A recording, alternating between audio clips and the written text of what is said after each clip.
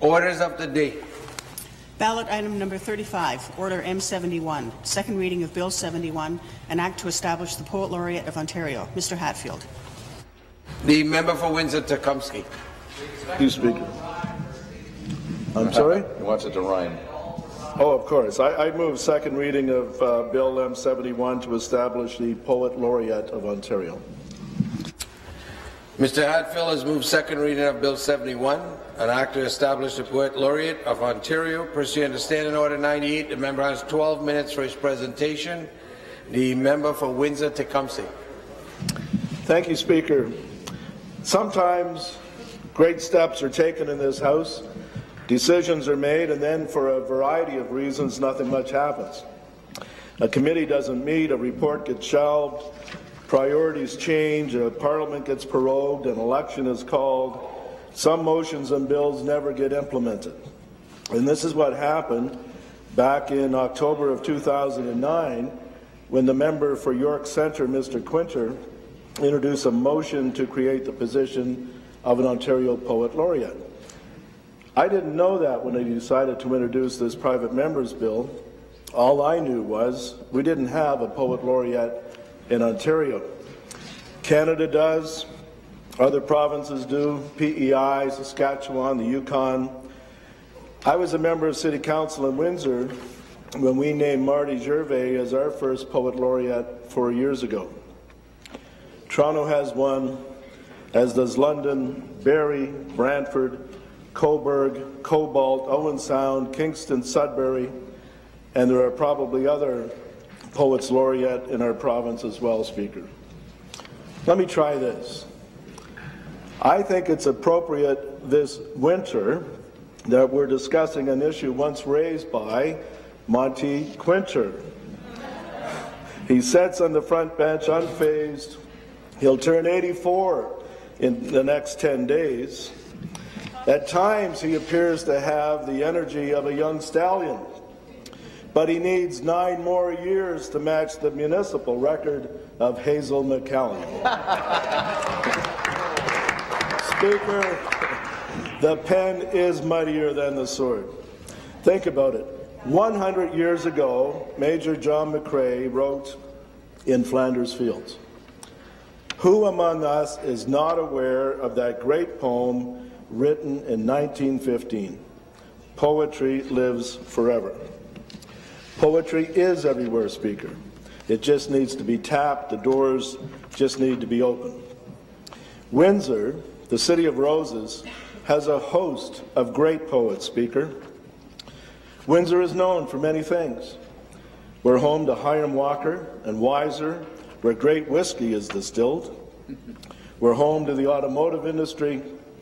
We can't hide from the fact that prevailing winds from America blow air pollution our way, but we have great sunsets because of that. Let me quote the final 7 lines from Anne Baldo's poem, Finally Sweet.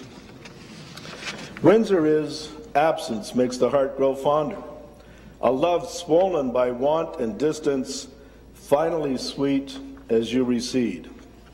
God save the big 3 on billboards at the bar, salt on the street and wet gray springs. Windsor is the city of roses under a whiskey sour sky. Wow! Think of it. What imagery, Speaker?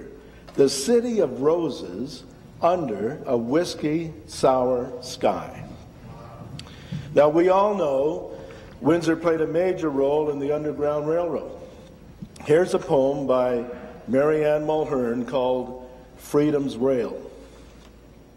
When her people asked, who will lead us through forests where teeth and bullets tear flesh from bone, across a river pulling us into the nets cast for bounty, Harriet Tubman answered, like Moses before me, I will find a path, lead you north on black winter nights, search for manna in the snow, bring you over on hidden lines, running to Canada's sanctuary, where men are not linked with chains, where women wear rings on hands without ropes, where children play in cotton, washed clean of blood, and the fields you plant yield harvest of promise, America's flower opening.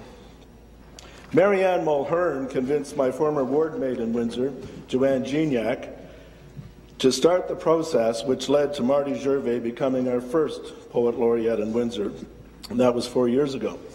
A year later, Marty brought 5 other Poets Laureate to historic Willisted Manor for an evening of verse and stories. This is an old Walkerville speaker, 4 poets from Ontario, 1 from Prince Edward Island. It was standing room only, and it proved to me that we need to do more to promote literacy, poetry, and publishing in Ontario.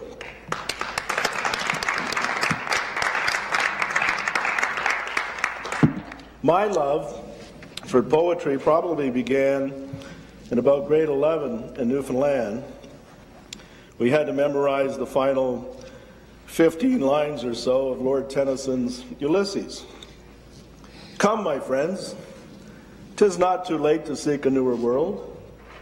Push off, and setting well in order, smite the sounding furrows. For my purpose holds to sail beyond the sunset and the baths of all the western stars until I die.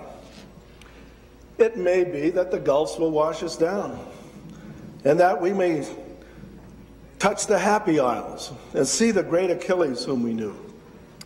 Though much is taken, much abides, and though we are not now that strength which old days moved earth and heaven, that which we are, one equal temper of heroic hearts, made weak by time and fate, but strong in will, to strive, to seek, to find, and not to yield. Speaker, I think that was written in 1833, Speaker. It may surprise some of my Liberal friends to know that those lines were often quoted by former Liberal Prime Minister Pierre Elliott Trudeau. That was his favorite poem. Here's one by Marty Gervais called My Son and Samuel Beckett.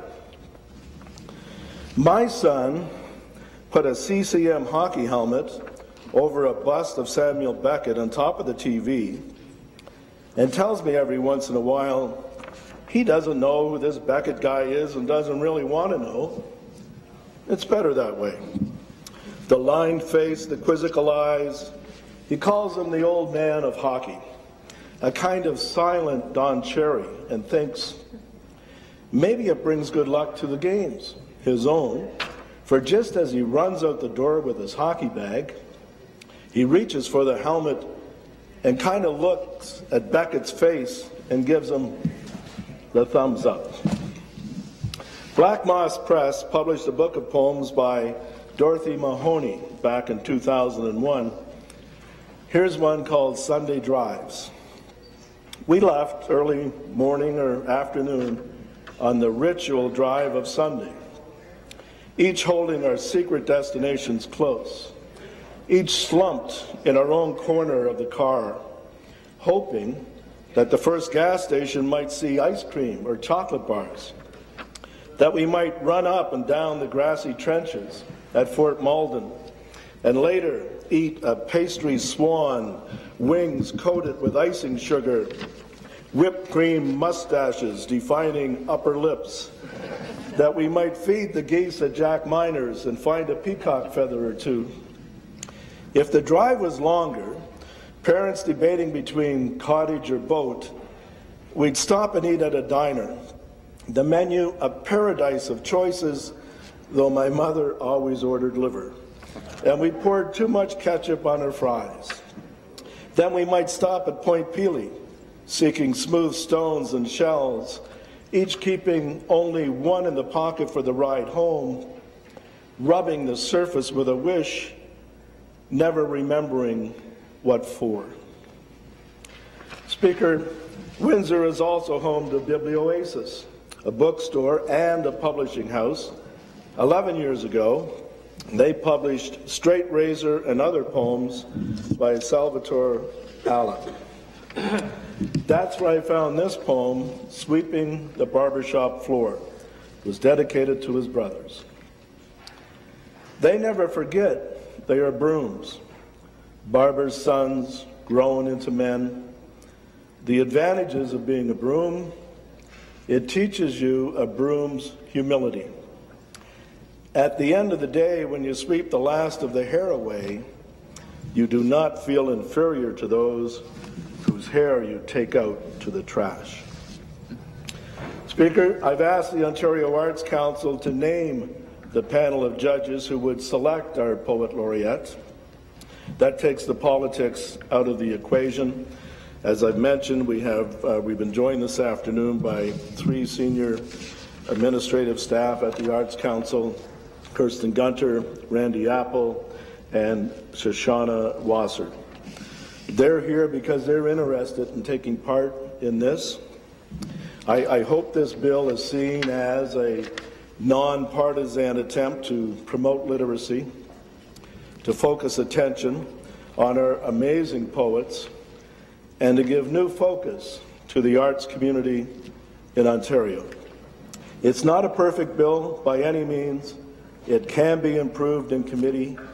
I ask my colleagues on all sides of the House to support me in this endeavour, that if it does get to committee, that we all work together and try to improve it, because it can be improved.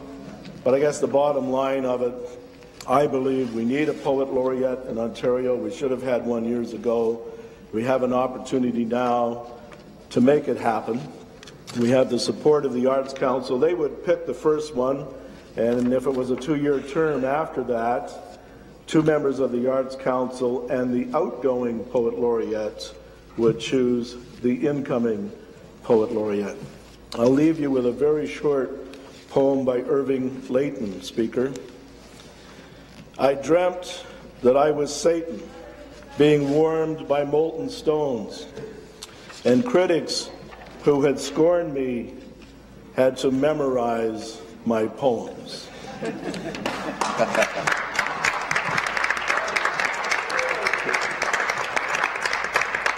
I look forward to the questions and comments, Speaker. Thank you for your time, and thank you to the members of the Ontario Arts Council for coming in this afternoon and taking part in our discussion. Thank you very much.